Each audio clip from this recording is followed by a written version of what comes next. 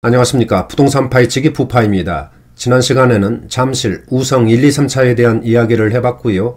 오늘은 봉천동에 위치한 관악 드림타운에 대한 분석을 해보겠습니다. 관악 드림타운은 지난 2003년에 준공한 18년차 구축이지만은 3,500세대가 넘는 대단지입니다. 또한 강남, 광화문, 여의도 등 도심 업무지구 직주 근접은 물론이고 주변에 초, 중고등학교가 인접해 있어서 학군에서도 전혀 손색이 없고요. 전철도 초역세권은 아니지만은 숭실대 입구역과 서울대 입구역을 도보로 이용할 수 있는 그런 거리이고요. 단지 뒤로는 상도 근린공원이 병풍처럼 감싸고 있기 때문에 환경도 쾌적한 그런 단지입니다. 따라서 작년에 이어서 금년에도 꾸준한 상승세를 보이고 있고요. 특히 지난 9월부터 현재까지 모든 평형이 신고가를 기록하는 강한 상승세를 이어가고 있습니다. 그리고 지금도 수요세가 꾸준히 유입되고 있는데요. 오늘 그에 대한 입지 분석과 지난 1년간의 가격 추이 그리고 주변 단지들과의 실거래 가격을 비교해 보겠습니다. 그리고 참고로 다음 시간에는 고덕지구 단지들에 대한 가격 비교를 준비하고 있으니까 여러분들 구독과 좋아요 부탁드리고요. 오늘 영상 출발하겠습니다. 그럼 먼저 관악 드림타운 위치부터 알아보겠습니다. 이해하기 쉽게 전철역을 기준으로 해서 설명을 드리면은 이 위쪽이 7호선 숭실대 입구역이고요. 이 밑에는 2호선 서울대 입구역입니다. 관악 드림타운은 바로 여기에 이렇게 위치를 하고 있습니다. 따라서 초역세권은 아니지만 숭실대 입구역과 서울대 입구역을 도보로 충분히 접근할 수 있는 그런 위치이고요. 또한 단지 주변에 초, 중고등학교가 이렇게 인접해 있어서 학군에서도 전혀 손색이 없고 학생들이 있는 가정에서 거주하기가 아주 편리하고 선호하는 그런 단지입니다. 그리고 상도 근린공원이 이렇게 병풍처럼 감싸고 있어서 환경도 쾌적하고 산책이라든지 운동하기에 적합한 그런 단지라고 볼 수가 있겠네요. 다음은 관악 드림타운에 대한 일반 현황을 알아보겠습니다. 준공 연월은 지난 2003년 9월입니다. 따라서 현재 18년차 구축이고요. 단지 규모는 총 44개 동의 3,544세대의 대단지입니다. 층수는 10층에서 27층까지 이렇게 건축이 됐고요. 평형은 24평에서 42평까지 다양한 평형으로 구성이 되어 있습니다. 용적률은 267%, 건폐율은 16%, 그리고 세대당 주차 대수는 1.52대입니다. 난방은 개별 난방과 도시가스를 사용하고 있고요. 현관 구조는 계단식과 복합식이 혼합되어 있고 건설사는 삼성물산과 동아건설에서 건축을 했습니다. 다음은 관악 드림타운 평형별 현황을 알아보겠습니다. 먼저 세대수인데요. 24평과 25평은 1044세대, 그리고 32평과 33평은 단지에서 가장 많은 1468세대입니다. 38평은 248세대, 42평은 784세대이고요. 따라서 전체적으로는 3544세대의 대규모 단지입니다. 침실과 화장실을 보면은 20평대는 침실 3개와 화장실 1개로 이렇게 구성이 됐고요. 32평과 33평은 침실 3개와 화장실 2개, 그리고 38평과 42평은 침실 4개와 화장실 2개로 이렇게 구성이 되어 있습니다. 현관 구조를 보면 20평대는 계단식과 복합식이 혼합되어 있고요. 그 나머지 평수는 계단식으로 이렇게 이루어졌습니다. 대략적인 재산세를 보면은 20평대는 75만원, 32평과 33평은 94만원, 그리고 38평과 42평은 100만원이 약간 넘는 그런 재산세가 부과된다고 보시면 되고요. 월 관리비를 보면은 20평대는 15만원, 그리고 33평은 21만원, 38평은 25만원, 그리고 42평은 29만원 정도의 월 관리비가 나온다고 보시면 되겠네요. 다음은 관악 드림타운에 대한 지난 1년간 평형별 실거래 가격을 알아보겠습니다. 먼저 24평과 25평입니다. 세대수는 1044세대이고요. 금년 6월에 7억원대로 상승을 했고 얼마 전 9월에는 7억 8,800만원 거래로 신고가를 기록하는 강한 상승세를 보였습니다. 또한 현재 호가도 8억 2천만원 내외로 아주 높게 올라와 있고요. 전세가는 4억 5천만원 정도로 그렇게 형성되고 있습니다. 그리고 지난 1년 동안의 가격 등락을 보면 1억 원이 훨씬 넘는 그런 상승세를 나타냈습니다. 다음은 32평과 33평입니다.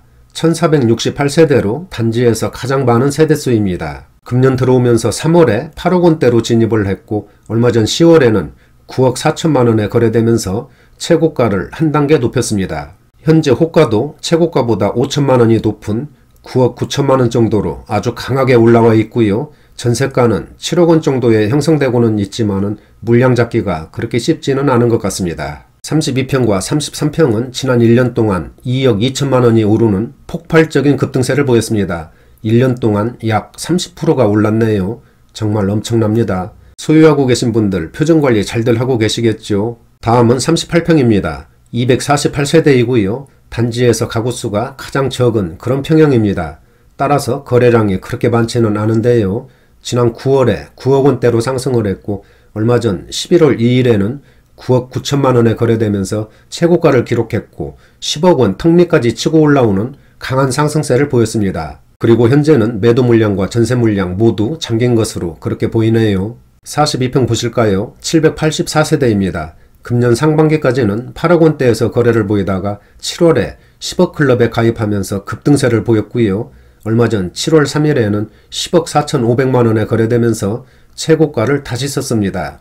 현재 호가도 11억 원 내외로 아주 강하게 형성되어 있고요. 지난 1년 동안 무려 34%가 급등하면서 2억 7천만 원이 오르는 엄청난 상승세를 보였습니다. 지금까지 관악 드림타운에 대한 지난 1년간 평형별 실거래 가격을 알아봤는데요. 작년에 이어서 금년에도 꾸준한 상승세를 보이고 있습니다. 그리고 지난 9월부터 현재까지 화면에서 보시는 것처럼 모든 평형이 신고가를 기록하는 강한 상승세를 나타냈습니다. 특히 33평과 42평은 1년에 30% 이상이 오르는 완전 로켓포를 쏘아올린 것 같네요. 앞으로의 가격 전망 등 분위기에 대한 이야기는 뒤에서 상세하게 설명드릴 예정이니까 끝까지 시청 부탁드리고요. 다음은 관악 드림타운 주변 단지들과 시세 비교를 해보겠습니다. 먼저 20평대인데요.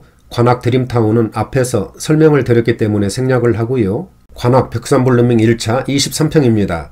금년 6월에 7억 원대로 진입을 했고 7월에는 7억 7천만 원 거래로 신고가를 기록했습니다. 그리고 현재까지도 최고가 수준을 유지하고 있고요. 호가는 8억 원 수준에 아주 높게 올라와 있습니다. 벽산블루밍 1차 23평은 지난 1년 동안 약 1억 6천만 원이 상승했네요. 다음은 봉천 두산아파트 24평입니다. 지난 상반기까지는 7억 원대에서 거래를 보이다가 7월에 8억 원대로 상승을 했고 8월에는 9억 5,500만 원 거래로 최고가를 다시 쓰면서 급상승세를 보였습니다. 현재 호가도 최고가 수준을 유지하고 있고요. 지난 1년 동안 가격 등락을 보면은 약 2억 5천만 원이 오르는 급등세를 보였습니다. 1년 동안 무려 40%가 상승. 이 정도면 완전 대박이네요. 다음은 관악 푸르지오입니다. 지난 6월에 7억 원대로 상승을 했고 얼마 전 10월에는 8억 1천만 원 거래로 신고가를 한 단계 높이면서 상승세를 이어가고 있습니다. 현재 호가도 8억 3천만 원 내외로 아주 높게 나와 있고요. 지난 1년 동안 약 1억 6천만 원이 상승했습니다. 다음은 30평대입니다. 32평에서 34평 정도라고 보시면 되겠습니다. 관악 드림타운 30평대도 앞에서 설명을 드렸기 때문에 생략을 하고요. 벽산 블루밍 1차 33평입니다. 지난 8월에 8억 원대로 상승을 했고 두 달 뒤 10월에는 9억 1천만 원 거래로 최고가를 기록하는 큰 폭의 상승세를 나타냈습니다.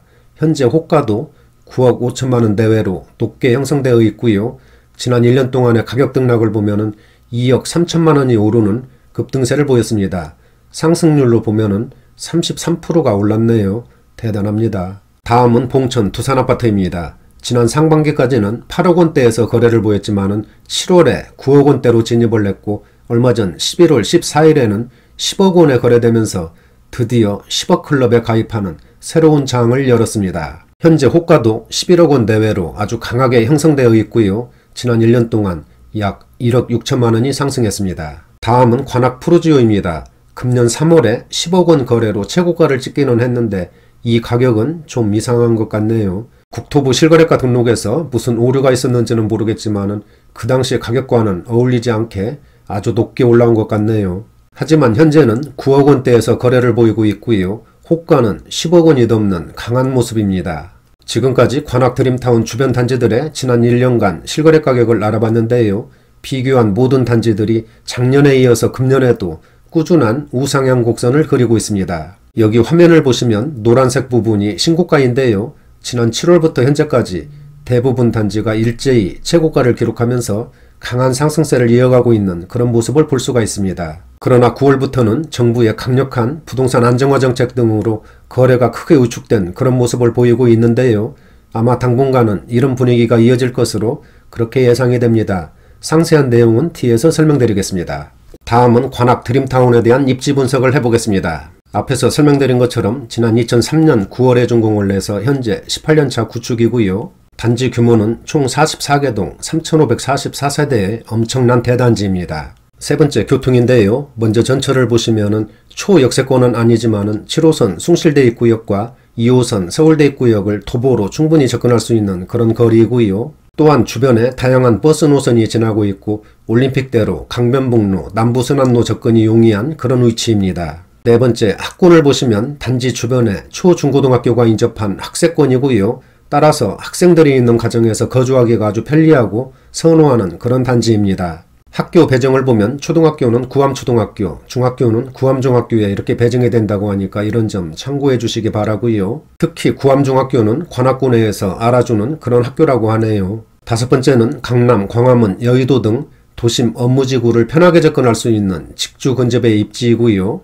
여섯 번째는 대형마트와 재래시장, 그리고 병원, 학원, 문화시설 등 주변 생활 인프라가 아주 발달되어 있기 때문에 생활하기에 편리한 그런 단지입니다. 일곱 번째는 상도 근린공원이 인접해 있고 단지 내에 아름다운 조경 등 녹지 공간이 아주 풍부해서 환경도 쾌적하고 운동이라든지 산책이 편리한 그런 단지이고요. 여덟 번째는 테니스 코트, 수영장, 복지관, 경로당 등 단지 내 커뮤니티도 발달돼 있고 마지막으로 경전철 서부선과 신림선 개통, 그리고 봉천 412, 413 구역 재개발 등 주변 개발에 따른 호재와 시너지도 기대되는 그런 단지입니다. 다음은 관악 드림타운에 대한 앞으로의 전망을 해보겠습니다.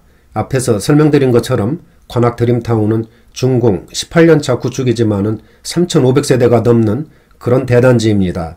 또한 단지 주변에 초, 중고등학교가 인접한 학세권 단지이고요. 강남, 광화문, 여의도 등 도심 업무지구를 쉽게 접근할 수 있는 직주 근접은 물론이고 전철 2호선과 7호선도 도보로 충분히 그렇게 이용할 수 있는 그런 거리입니다. 이와 더불어 녹지 공간도 아주 풍부해서 환경도 쾌적한 그런 단지입니다.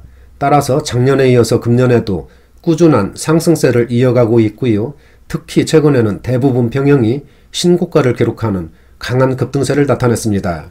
하지만 당분간은 정부의 고강도 부동산 안정화 정책 등으로 거래가 위축되면서 예전처럼 큰 폭의 상승세는 기대하기 힘들 것으로 그렇게 전망이 됩니다. 그러나 관악 드림타운 같은 경우에는 단기적으로 미세한 등락은 있겠지만 장기적으로 보면 어느 정도는 꾸준한 우상향 곡선이 예상되는데요. 왜냐하면 좋은 입지에 비해서 아직까지 20평대가 8억 원 밑에서 거래되고 있고 30평대도 아직 가격 메리트가 충분한 것으로 이렇게 분석이 됩니다.